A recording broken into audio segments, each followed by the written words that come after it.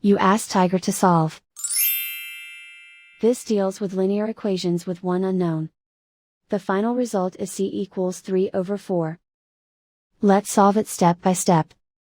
Simplify the expression. Group like terms. Simplify the arithmetic. Group all c terms on the left side of the equation.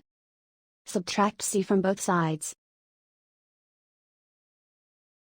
Group like terms. Simplify the arithmetic.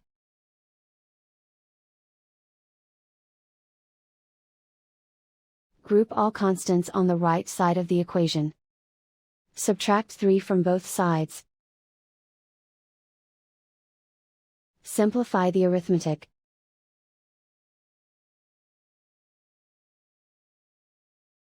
Isolate the c. Divide both sides by -4. Cancel out the negatives. Simplify the fraction. Cancel out the negatives. And so the final result is c equals 3/4.